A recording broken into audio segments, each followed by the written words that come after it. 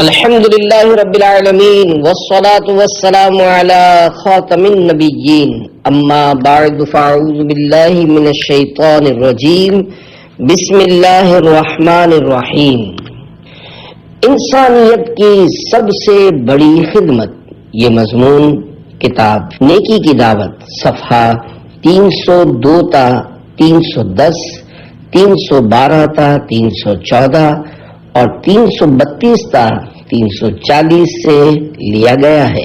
درود شریف کی فضیلت۔ کسی بزرگ نے ایک شخص کو انتقال کے بعد خواب میں دیکھ کر پوچھا ما فعل اللہ بکا، یعنی اللہ پاک نے آپ کے ساتھ کیا معاملہ فرمایا؟ کہا اللہ پاک نے مجھے بخش دیا۔ پوچھا کس سبب سے؟ بولا میں محدث صاحب کے یہاں حدیث پاک لکھا کرتا تھا، انہوں نے نور کے پیکر تمام نبیوں کے سرور صلی اللہ علیہ وآلہ وسلم پر درود پاک پڑھا تو میں نے بلند آواز سے درود پاک پڑھا، نیز حاضرین نے سنا تو انہوں نے بھی درود پاک پڑھا تو اللہ پاک نے اس کی برکت سے ہم سب کو بخش دیا ہے۔ صلو علی الحبیب صلی اللہ علی محمد۔ نافرمانوں سے لوگ نفرت کرتے ہیں۔ پیارے پیارے اسلامی بھائیوں، گناہ کرنا دونوں جہانوں کے لیے باعث نقصان و خسران ہے، اور گناہ گاروں کے لیے لوگوں کے دلوں سے بھی احترام نکل جاتا ہے۔ اس ضمن میں دعوت اسلامی کے مکتبۃ المدینہ کی کتاب جہنم میں لے جانے والے اعمال 853 853 صفحات، جلد اول صفحہ 66 تا 67، 66 تا 67 پر نیکی کی دعوت کے مدنی پھولوں کی خوشبو سے مہکتی 6 روایات ملاحظہ فرمائیے۔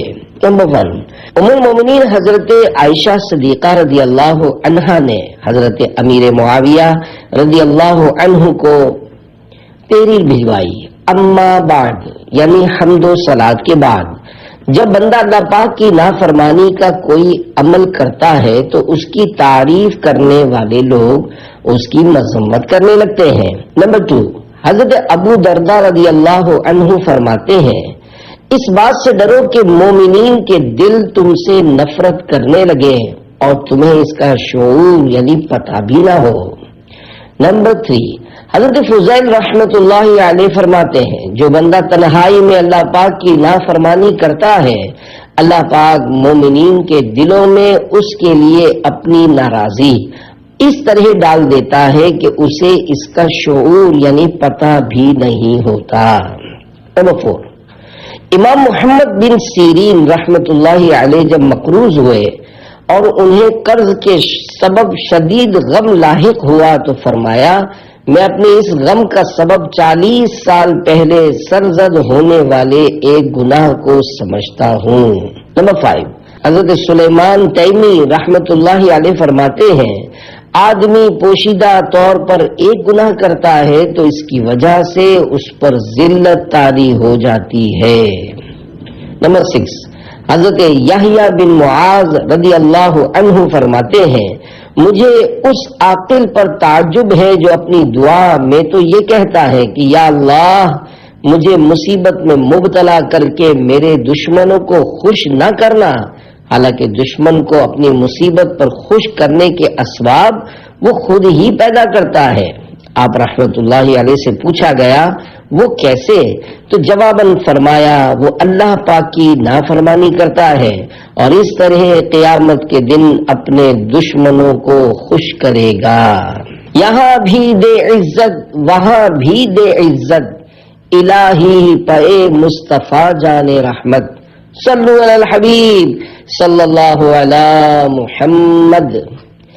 انسانیت کی سب سے بڑی خدمت کون سی ہے؟ پیارے پیارے اسلامی بھائیوں، لوگوں کو نیکی کی دعوت دینا اور ان کو گناہوں سے بچانا بھی یقیناً بہت بڑا نفع پہنچانے والا کام ہے۔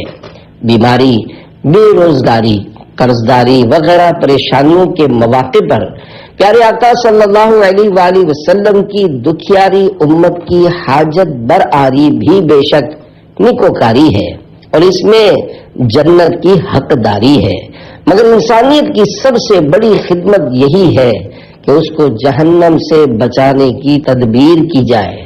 یہ انسان کو پہنچایا جانے والا سب سے بڑا نفع ہے۔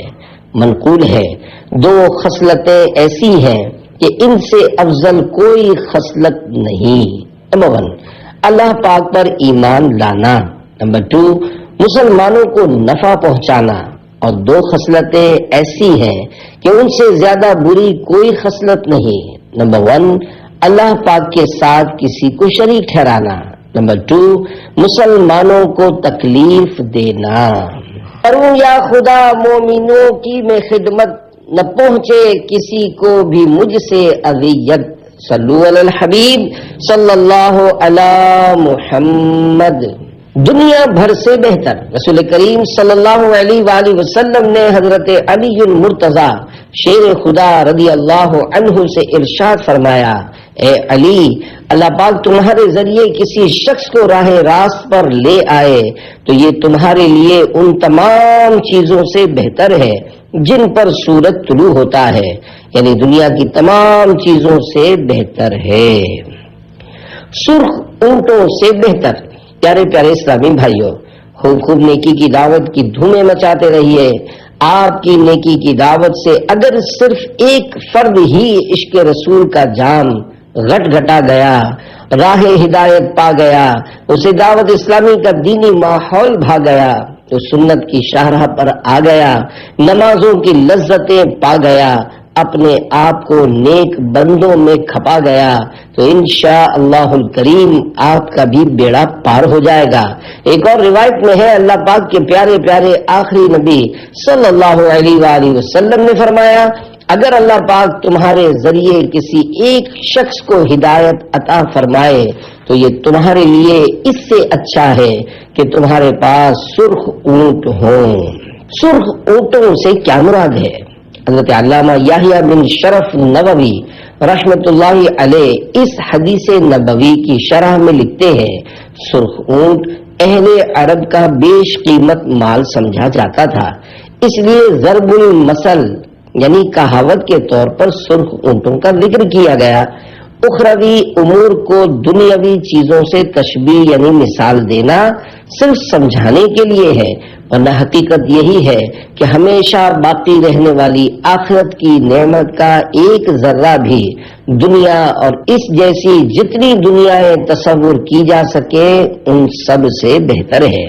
حضرت مفتی احمد یار خان رحمت اللہ علیہ اس حدیث پاک کے تحت فرماتے ہیں، یعنی ایک کافر کو مسلمان بنانا دنیا کی بڑی سے بڑی دولت سے بھی بہتر ہے، بلکہ کافر کو قتل کرنے سے بہتر یہ ہے کہ اسے رغبت دے کر مسلمان کر لیا جاوے کہ اللہ نے چاہا تو اس سے اس کی آئندہ ساری نسل مسلمان ہوگی۔ مبلغ بنو کاش میں سنتوں کا، صدار دین کی خدمت کروں یہ دعا ہے۔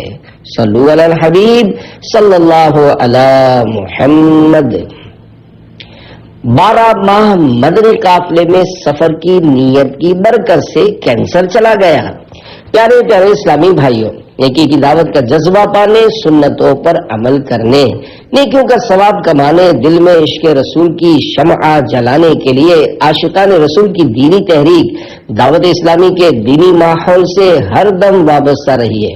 اپنے ایمان کی حفاظت کے لیے کڑتے رہیے، نمازوں کی پابندی جاری رکھیے، سنتوں پر عمل کرتے رہیے، نیک اعمال کے مطابق زندگی گزاریے اور اس پر استقامت پانے کے لیے ہر روز جائزہ کر کے نیک اعمال کا رسالہ پر کرتے رہیے، اور ہر ماہ کی پہلی تاریخ کو اپنے یہاں کے دعوت اسلامی کے ذمہ دار کو جمع کروا دیجئے، اور اپنے اس دینی مقصد مجھے اپنی اور ساری دنیا کے لوگوں کی اصلاح کی کوشش کرنی ہے کہ حصول کی خاطر پابندی سے ہر ماہ کم از کم 3 دن کے سنتیں سیکھنے سکھانے کے مدنی قافلے میں عاشقان رسول کے ہمراہ سنتوں بھرا سفر کیجیے۔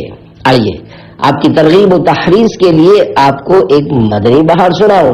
لاہور کے ایک اسلامی بھائی کی امی جان تقریباً 3 سال سے کینسر کے مرض میں مبتلا تھی، ہر 2 ماہ بعد ان کے ٹیسٹ ہوتے تھے۔ امی جان کے بڑھتے ہوئے مرض اور روز روز ڈاکٹروں کے پاس چکر لگانے کی پریشانی دیکھی نہیں جاتی تھی۔ ایسے میں رمضان المبارک 1430 1430 ہجری کی تشریف آوری ہوئی. ان اسلامی بھائی نے عاشقان رسول کے ساتھ اعتکاف کرنے کی سعادت حاصل کی.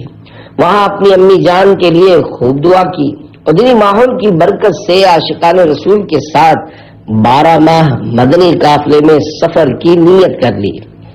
21 رمضان مبارک کو والدہ کے ٹیسٹ ہوئے اور 2 دن بعد جب رپورٹ ملی تو پڑھ کر ان کی خوشی کی انتہا نہ رہی، کیونکہ رپورٹس بالکل نارمل تھیں اور 3 سال سے کینسر کا جو مرض امی جان کی جان نہیں چھوڑ رہا تھا، الحمدللہ ان کا حسن ظن ہے کہ مدنی قافلے میں 12 ماہ سفر کی نیت کرنے کی برکت سے ختم ہو چکا تھا. کینسر اور بیماری کے لیے مدنی نسخہ. پیارے پیارے اسلامی بھائیوں، دیکھا آپ نے، کینسر جو کہ ڈاکٹروں کے نزدیک لا علاج بیماری مانی جاتی ہے، اللہ پاک کی رحمت سے دعوت اسلامی کے دینی ماحول میں اس کا علاج ہو گیا. آئیے کینسر، شوگر، ٹی بی، دل اور گردے کے امراض، بلکہ ہر بیماری کے علاج کے لیے ایک مدنی نسخہ سنتے ہیں. حضرت وہب بن منبہ رحمت اللہ علیہ کی کتاب میں ہے کہ سحر زدہ یعنی جس پر کسی نے جادو کروایا ہو، وہ شخص بیری یعنی بیر کے درخت کے 7 سبز پتے لے کر انہیں 2 پتھروں کے درمیان مثلاً پتھر کی سل پر رکھ کر دوسرے پتھر سے کوٹ لے، پھر انہیں پانی میں ملا کر آیت الکرسی اور 4 قل پڑھ کر دم کرے، پھر اس پانی سے 3 گھونٹ پی کر بقیہ سے غسل کرے تو انشاء اللہ الکریم اس سے بیماری دور ہو جائے گی. یہ عمل اس شخص کے لیے بھی انتہائی مفید ہے جسے جادو کے ذریعے بیوی سے روک دیا گیا ہو. قسمت میں لاکھ پیچ ہوں 100 بل 1000 کچ، یہ ساری گتھی ایک تیری سیدھی نظر کی ہے. شرح کلام رضا. اس شعر میں میرے آقا اعلی حضرت رحمت اللہ علیہ فرماتے ہیں، یا رسول اللہ صلی اللہ علیہ وآلہ وسلم، قسمت میں چاہے کتنی ہی الجھنیں اور پریشانیاں لکھی ہوں، آپ صلی اللہ علیہ وآلہ وسلم بس لطف و کرم کی ایک سیدھی نظر فرما دیجئے، انشاء اللہ الکریم تقدیر کی ساری گتھیاں کھل اور پیچیدگیاں حل ہو جائیں گی. تاج شاہی کا میں نہیں طالب، کر دو رحمت کی ایک نظر آقا. صلو علی الحبیب صلی اللہ علی محمد. گناہوں کے 6 علاج. ہمارے بزرگان دین رحمت اللہ علیہم کی نیکی کی دعوت دینے کا ایک اپنا انداز ہوا کرتا تھا. چنانچہ حضرت ابراہیم بن ادہم رحمت اللہ علیہ کی خدمت سراپا عظمت میں ایک شخص حاضر ہوا اور عرض کی، یا سیدی، مجھ سے بہت گناہ سرزد ہوتے ہیں، برائے کرم گناہوں کا علاج تجویز فرما دیجیے. آپ رحمت اللہ علیہ نے پہلی نصیحت کرتے ہوئے فرمایا، جب گناہ کرنے کا پکا ارادہ ہو جائے تو اللہ پاک کا رزق کھانا چھوڑ دو. وہ شخص نے حیرت سے عرض کی، حضرت آپ کیسی نصیحت فرما رہے ہیں؟ یہ کیسے ہو سکتا ہے؟ جبکہ رزاق وہی ہے تو میں اس کی روزی چھوڑ کر بھلا کس کی روزی کھاؤں گا؟ فرمایا، دیکھو کتنی بری بات ہے کہ جس پروردگار کی روزی کھاؤ اسی کی نافرمانی بھی کرو. پھر دوسری نصیحت فرمائی، جب بھی گناہ کا ارادہ ہو جائے تو اللہ پاک کے ملک سے باہر نکل جاؤ. حضور عرض کی، حضور یہ بھی کیسے ہو سکتا ہے؟ مشرق مغرب شمال جنوب دائیں بائیں اوپر نیچے الغرض جدھر جاؤں ادھر اللہ پاک ہی کا ملک پاؤں، اللہ پاک کے ملک سے باہر کس طرح جاؤں؟ فرمایا، دیکھو کتنی بری بات ہے کہ اللہ پاک کے ملک میں بھی رہو اور پھر اس کی نافرمانی بھی کرو. تیسری نصیحت یہ ارشاد فرمائی، جب پختہ ارادہ ہو جائے کہ بس اب گناہ کر ہی ڈالنا ہے تو اپنے آپ کو اتنا چھپا لو کہ اللہ پاک دیکھ نہ سکے. عرض کی، حضور یہ کیوں کر ممکن ہے کہ اللہ پاک مجھے دیکھ نہ سکے؟ وہ تو دلوں کے احوال سے بھی باخبر ہے. فرمایا، دیکھو کتنی بری بات ہے کہ تم اللہ پاک کو سمیع و بصیر یعنی سننے والا اور دیکھنے والا بھی تسلیم کرتے ہو اور یہ بھی یقین کے ساتھ کہہ رہے ہو کہ ہر لمحے مجھے اللہ پاک دیکھ رہا ہے، مگر پھر بھی گناہ کیے جا رہے ہو۔ چوتھی نصیحت یہ ارشاد فرمائی، جب ملک الموت حضرت اسرائیل علیہ السلام تمہاری روح قبض کرنے کے لیے تشریف لائیں تو ان سے کہہ دینا تھوڑی سی مہلت دے دیجئے تاکہ میں توبہ کر لوں۔ عرض کی حضور میری کیا اوقات اور میری سنے کون، موت کا وقت مقرر ہے اور مجھے ایک لمحہ بھی مہلت نہیں مل سکے گی، فوراً میری روح قبض کر لی جائے گی۔ فرمایا جب تم یہ جانتے ہو کہ میں بے اختیار ہوں اور توبہ کی مہلت حاصل نہیں کر سکتا تو فی الحال ملے ہوئے لمحات کو غنیمت جانتے ہوئے ملک الموت علیہ السلام کی تشریف آوری سے پہلے پہلے توبہ کیوں نہیں کر لیتے؟ پھر آپ رحمت اللہ علیہ نے پانچویں نصیحت یہ فرمائی، جب تمہاری موت واقع ہو جائے اور قبر میں منکر نکیر تشریف لے آئے تو ان کو قبر سے ہٹا دینا۔ عرض کی سرکار یہ کیا فرما رہے ہیں، میں انہیں کیسے ہٹا سکوں گا، مجھ میں اتنی طاقت کہاں؟ آپ رحمت اللہ علیہ نے ارشاد فرمایا جب تم نکیرین کو ہٹا نہیں سکتے تو ان کے سوالات کے جوابات کی تیاری ابھی سے کیوں نہیں کر لیتے؟ چھٹی اور آخری نصیحت کرتے ہوئے فرمایا اگر قیامت کے دن تمہیں جہنم کا حکم سنا دیا جائے تو کہہ دینا نہیں جاتا۔ عرض کی حضور وہاں تو گناہ گاروں کو گھسیٹ کر دوزخ میں ڈال دیا جائے گا۔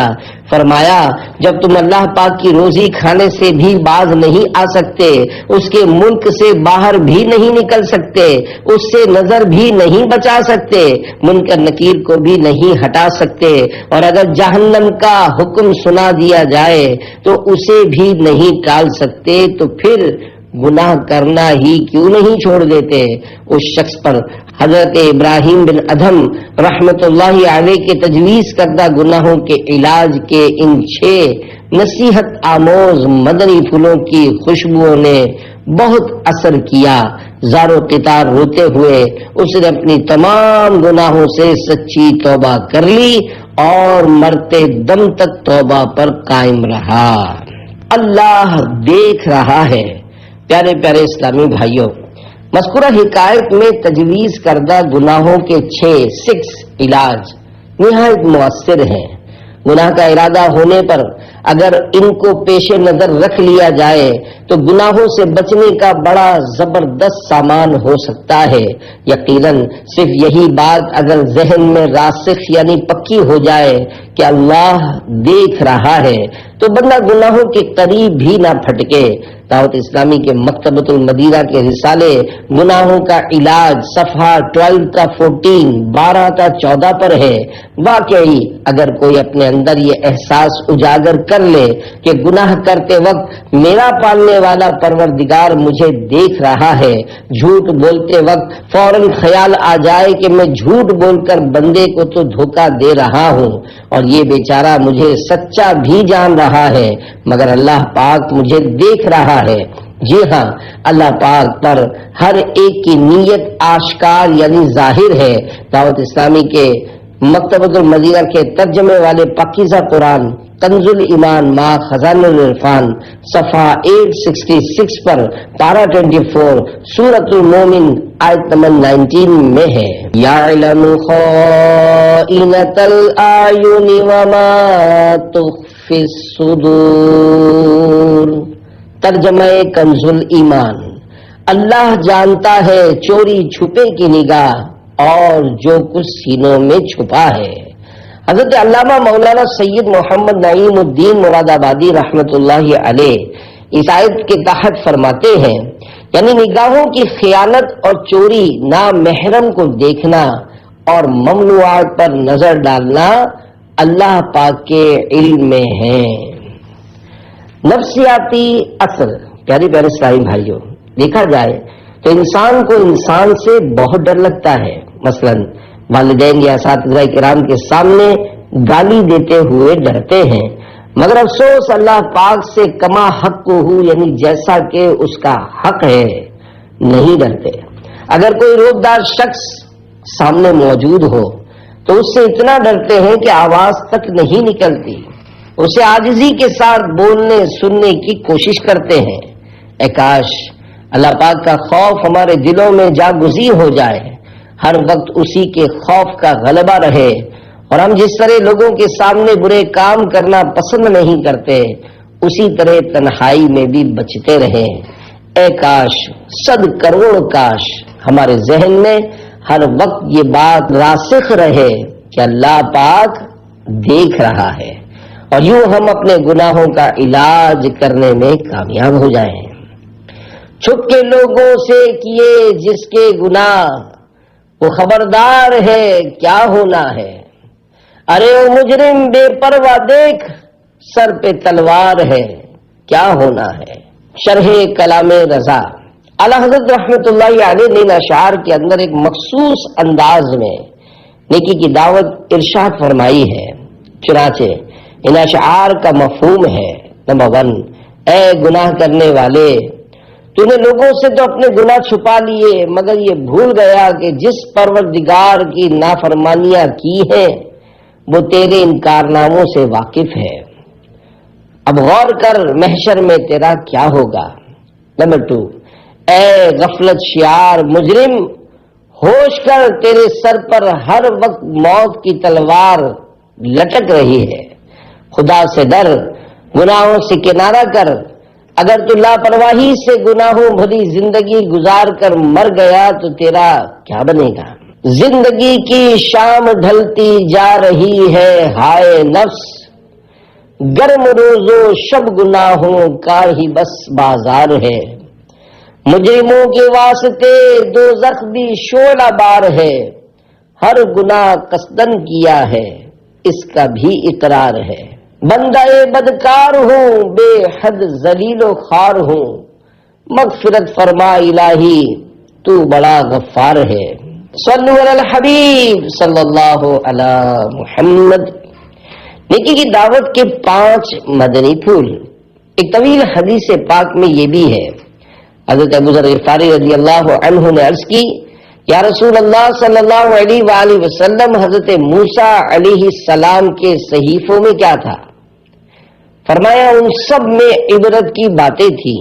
نمبر 1، تعجب ہے اس شخص پر جو موت کا یقین رکھنے کے باوجود بھی خوش ہوتا ہے۔ نمبر 2، تعجب ہے اس پر جو جہنم کا یقین ہو جانے کے باوجود بھی ہنستا ہے۔ نمبر 3، تعجب ہے اس پر جو تقدیر پر یقین رکھنے کے باوجود بھی دنیا کے لیے خود کو تھکاتا ہے۔ نمبر 4، تعجب ہے اس پر جو دنیا اور اس کی تبدیلیوں کو دیکھتا ہے پھر بھی اس پر مطمئن ہو جاتا ہے۔ اور نمبر 5، تعجب ہے اس پر جسے یقین ہے کہ کل اسے حساب دینا ہے پھر بھی ایک اعمال نہیں کرتا۔ انفرادی کوشش نیکی کی دعوت کی روح ہے۔ پیارے پیارے اسلامی بھائیوں، نیکی کی دعوت کی روح انفرادی کوشش ہے۔ جس مسلمان پر نیکی کی دعوت پیش کرنے کے لیے انفرادی کوشش کرنی ہو، اس کے لیے یہ ذہن بنانا چاہیے کہ میں جس سے ملنے لگا ہوں وہ ایک مسلمان ہے۔ مسلمان چاہے کتنا ہی گناہگار ہو، مگر دولت ایمان سے مشرف ہونے کی وجہ سے اس کا اپنا ایک کام ہے، اور میں نے ملنا بھی اللہ پاک کی دین کی سربلندی اور آخرت کی بہتری کے لیے ہے۔ اس نیت سے میرا ملنا عبادت کا درجہ رکھتا ہے۔ اگر ان نیتوں کے ساتھ ملاقات کریں گے تو انشاءاللہ الکریم رحمتوں کا نزول ہوگا اور برکتیں ملیں گی۔ ایک خاص مدنی پھول یہ بھی ذہن میں رہے کہ اس کے عیوب کی ٹٹول میں مت پڑیے، اس کی عقل سے ماورا یعنی اس کی سمجھ میں نہ آئے ایسی بات مت کیجیے، اور گہرے مسائل مت چھیڑیے۔ یا خدا مجھے نرمی دے کے 15 حروف کی نسبت سے انفرادی کوشش کی 15 نیتیں انفرادی کوشش کرتے ہوئے حسب حال یعنی موقع کی مناسبت سے بے شمار نیتیں کی جا سکتی ہیں، ان میں سے 15 پیش کی جاتی ہیں۔ نمبر 1، اللہ پاک کی رضا کے لیے نیکی کی دعوت دینے کے لیے انفرادی کوشش کرتا ہوں۔ نمبر 2، سلام و جواب، سلام کے بعد گرم جوشی سے ہاتھ ملاؤں گا۔ نمبر 3، صلو علی الحبیب کہہ کر درود شریف پڑھاؤں گا اور پڑھوں گا۔ نمبر 4، چونکہ سامنے والے کے چہرے پر نظریں گاڑ کر گفتگو کرنا سنت نہیں، لہذا حتی الامکان نگاہیں نیچی کیے بات چیت کروں گا۔ نیچی نگاہیں کر کے انفرادی کوشش کرنے سے نیکی کی دعوت کا فائدہ انشاءاللہ الکریم کئی گنا بڑھ جائے گا۔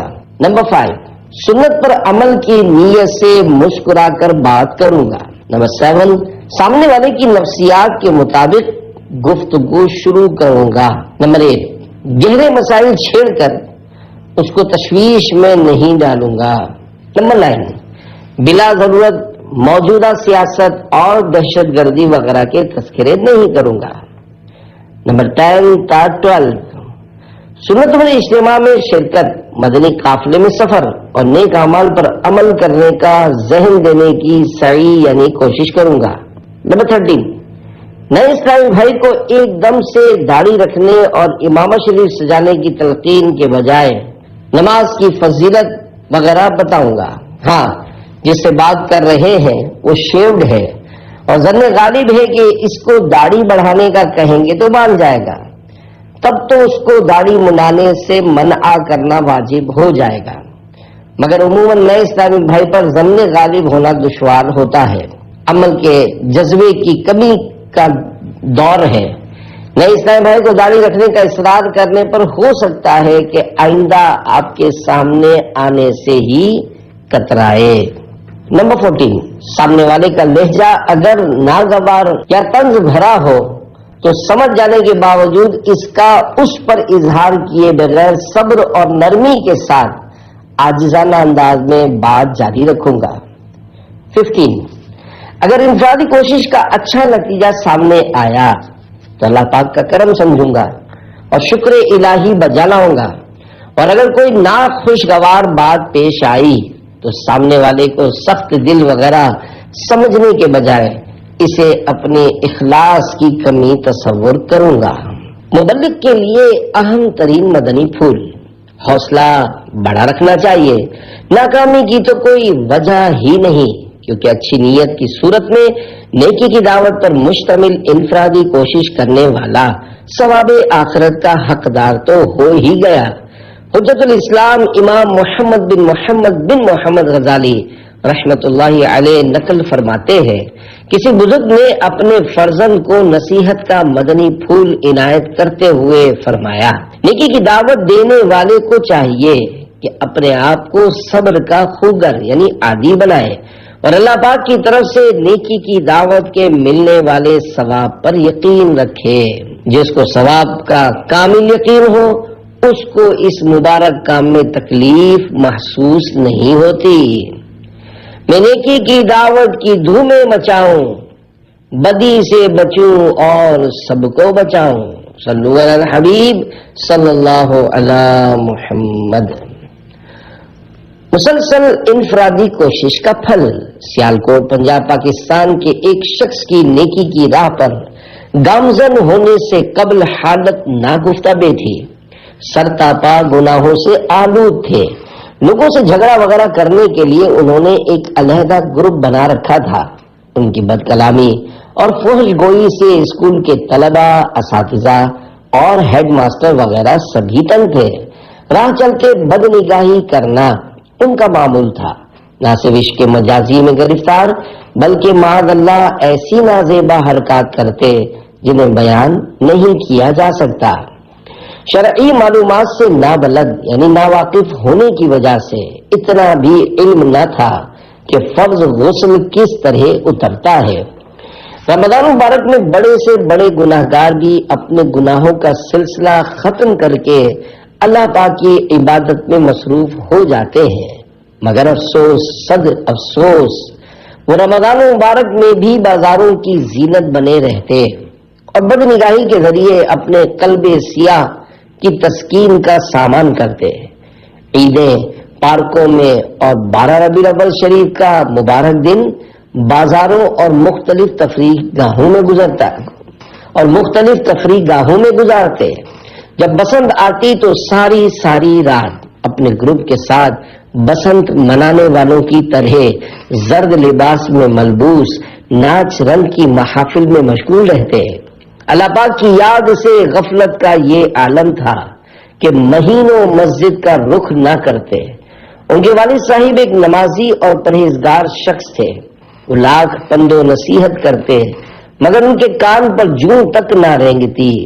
گناہوں کی نحوست اتنی زیادہ تھی کہ جب کوئی ان کی صحبت اختیار کرتا وہ بھی پیکر گناہ بن جاتا. اپنے انہی کالے کرتوتوں کے سبب وہ سب کی نظروں میں قابل نفرت بن کر رہ گئے تھے. آخر کار کایا کچھ اس طرح پلٹی کہ ایک روز مسجد کے قریب سے گزرتے ہوئے ایک عاشق رسول نے انہیں نماز کی دعوت دی. انکار کرنے پر انہوں نے اصرار کیا اور ہاتھ پکڑ کر محبت سے مسجد میں لے گئے. جب نماز سے فارغ ہوئے تو ایک اسلامی بھائی نے درس شروع کیا. یہ بھی اس میں شریک ہو گئے.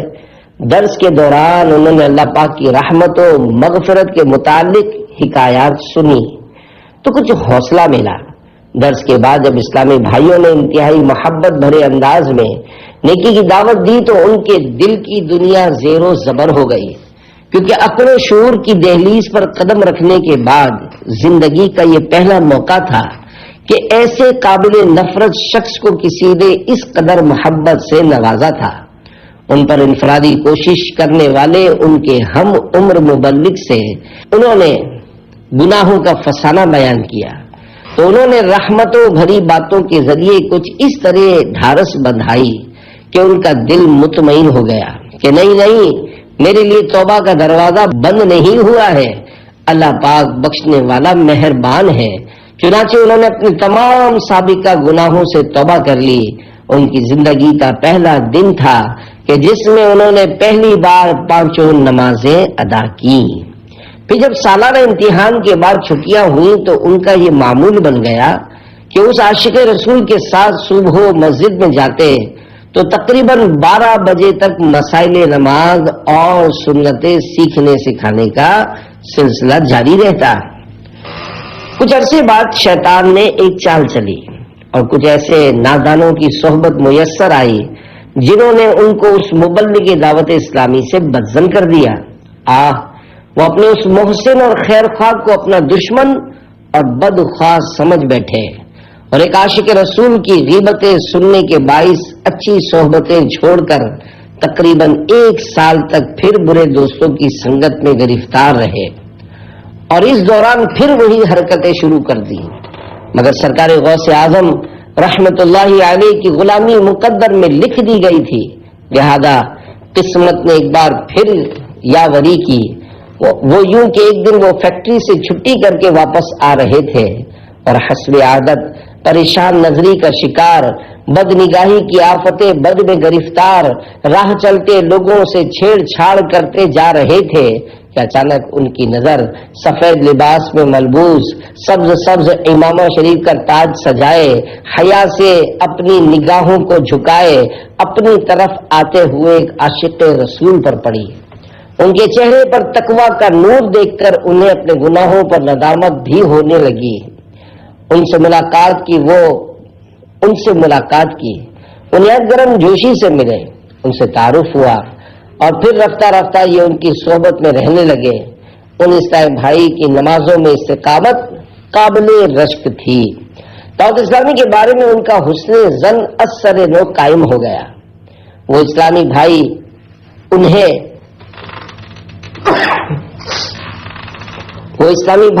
بین الاقوامی سنت و بڑے اجتماع میں بھی اپنے ہمراہ لے گئے. اجتماع سے واپسی پر ان کے سر پر سفید ٹوپی تھی.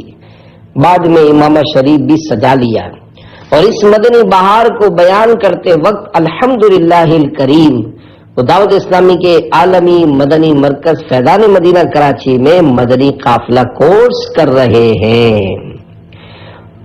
معترف ہوں گناہ کرنے میں کوئی چھوڑی نہیں کسر آقا، پھنس گیا ہوں گناہ کے دلدل میں ہو کرم شاہ بحر و بر آقا. میں گناہ گار ہوں مگر قربا تیری رحمت کی ہے نظر آقا.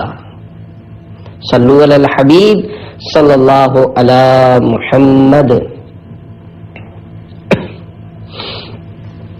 پیارے پیارے اسلامی بھائیوں، دیکھا آپ نے بار بار گناہوں میں پڑنے والا بالآخر دعوت اسلامی کے دینی ماحول کی برکت سے راہ راست پر آ ہی گیا۔ یقیناً سارے ہی گناہ قابل ترک ہیں، ان میں کسی قسم کی بھلائی نہیں۔ گناہوں سے بچنے والوں کی پذیرائی اور اپنی عبادتوں کی تعریف سے بچنے کی تلقین پر مبنی قرآنی نیکی کی دعوت ملاحظہ ہو۔ چنانچہ پارہ 27 سورۃ النجم آیت نمبر 32 میں ارشاد ہوتا ہے، الذین یجتنبون کبائر الاسم والفواحش الا اللمم ان ربک واسع المغفرہ هو أعلم بكم إذ أنشأكم من الأرض وإذ أنتم أجنة في بطون أمهاتكم فلا تزكوا أنفسكم هو أعلم بمن اتقى۔ ترجمہ کنز الایمان، وہ جو بڑے گناہوں اور بے حیائیوں سے بچتے ہیں مگر اتنا کہ گناہ کے پاس گئے اور رک گئے، بے شک تمہارے رب کی مغفرت وسیع ہے، وہ تمہیں خوب جانتا ہے، تمہیں مٹی سے پیدا کیا اور جب تم اپنی ماؤں کے پیٹ میں حمل تھے تو آپ اپنی جانوں کو ستھرا نہ بتاؤ، وہ خوب جانتا ہے جو پرہیزگار ہے۔ آیت مبارکہ کی تفسیر حضرت علامہ مولانا سید محمد نعیم الدین مراد آبادی رحمۃ اللہ علیہ فرماتے ہیں، گناہ وہ عمل ہے جس کا کرنے والا عذاب کا مستحق ہو۔ بہرحال گناہ کی دو قسمیں ہیں، صغیرہ اور کبیرہ۔ کبیرہ وہ جس کا عذاب سخت ہو، اور بعض علماء نے فرمایا کہ صغیرہ وہ جس پر وعید نہ ہو، کبیرہ وہ جس پر وعید ہو، اور فواحش وہ جن پر حد ہو۔ آیت مبارکہ کے اس حصے مگر اتنا کہ گناہ کے پاس گئے اور رک گئے کے تحت فرماتے ہیں کہ اتنا تو کبائر سے بچنے کی برکت سے معاف ہو جاتا ہے۔ اس حصہ آیت بے شک تمہارے رب کی مغفرت وسیع ہے، وہ تمہیں خوب جانتا ہے کہ تحت فرماتے ہیں۔ شان نزول، یہ آیت ان لوگوں کے حق میں نازل ہوئی جو نیکیاں کرتے تھے اور اپنے عملوں کی تعریف کرتے تھے اور کہتے تھے ہماری نمازیں، ہمارے روزے، ہمارے حج۔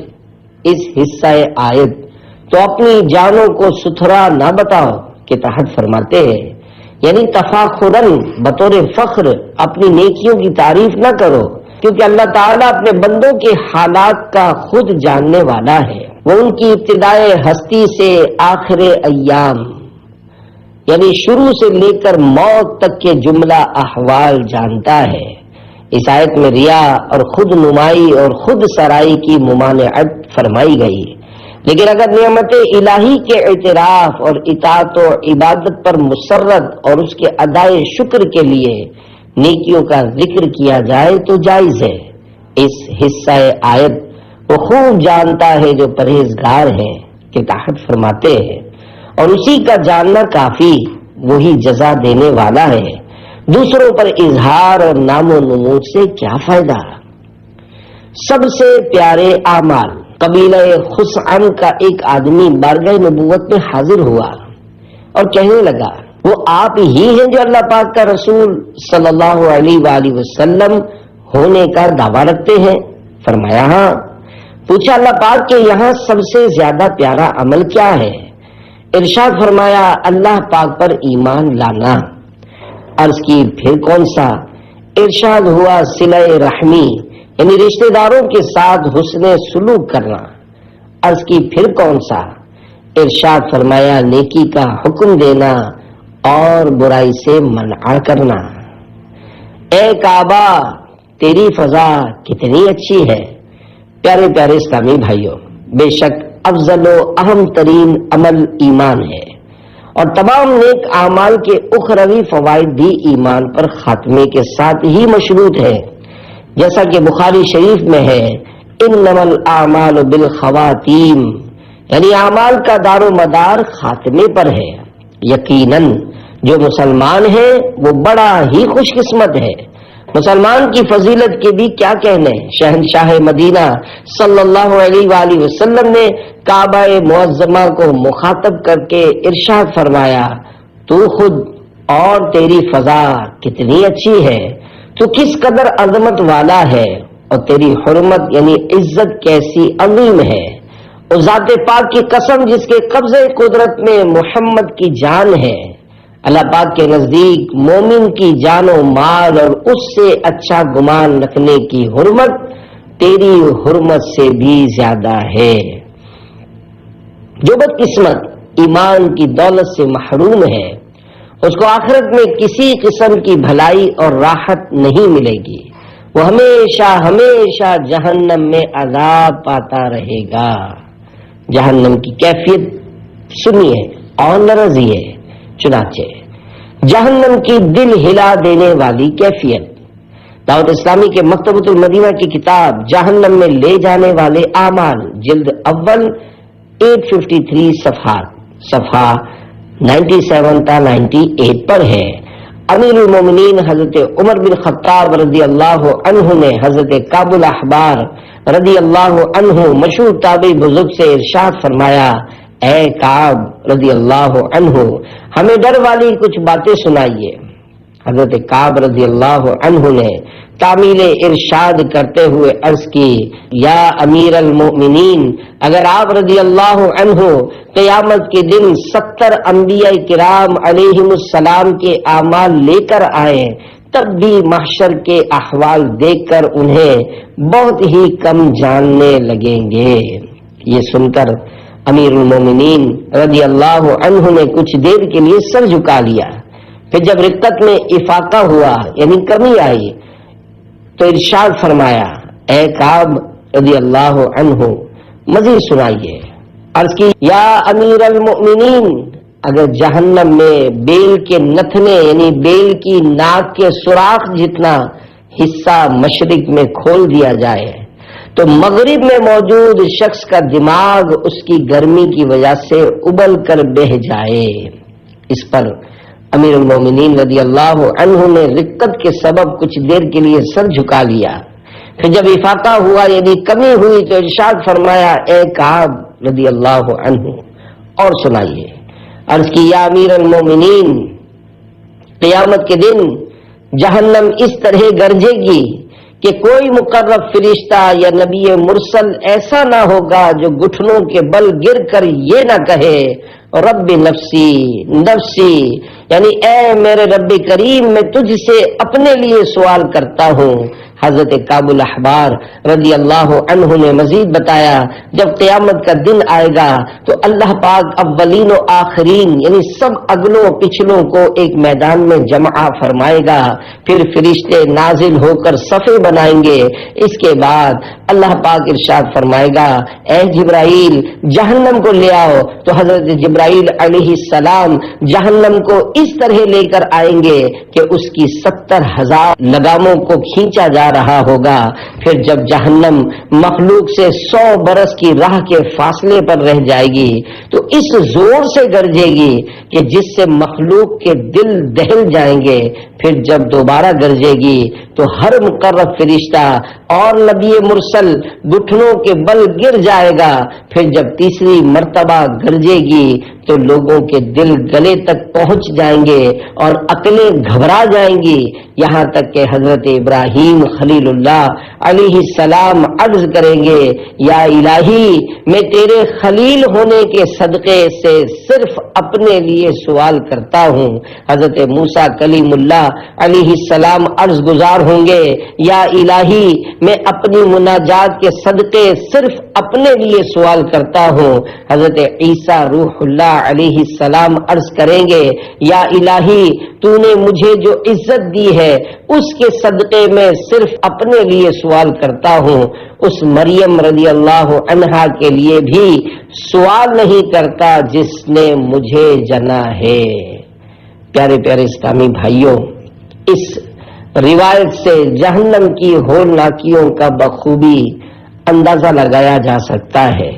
اس روایت میں انبیاء کرام علیہم السلام کے مقام خوف کا بھی بیان ہے، مگر یاد رہے کہ یہ حضرات معصوم ہیں، اور روایت میں بیان کردہ صورتحال قیامت کے بعض اوقات میں ہوگی، ورنہ انہیں محشر میں کسی قسم کی کوئی تکلیف نہ ہوگی، بلکہ اللہ پاک کی عنایت سے لوگوں کی شفاعت فرمائیں گے اور خود بلند ترین مقامات پر جلوہ فرما ہوں گے۔ مجھے نار دوزخ سے ڈر لگ رہا ہے، ہو مجھ ناتواں پر کرم یا الہی، جلا دے نہ مجھ کو کہیں نار دوزخ، کرم بہر شاہ امم یا الہی، تو عطار کو بے سبب بخش مولا، کرم کر کرم کر کرم یا الہی۔ صلو علی الحبیب صلی اللہ علی محمد۔ دنیا کی تمام چیزوں سے بہتر رسول کریم صلی اللہ علیہ وآلہ وسلم نے حضرت علی المرتضی شیر خدا رضی اللہ عنہ سے ارشاد فرمایا، اے علی، اللہ پاک تمہارے ذریعے کسی شخص کو راہ راست پر لے آئے تو یہ تمہارے لیے ان تمام چیزوں سے بہتر ہے جن پر سورج طلوع ہوتا ہے، یعنی دنیا کی تمام چیزوں سے بہتر ہے۔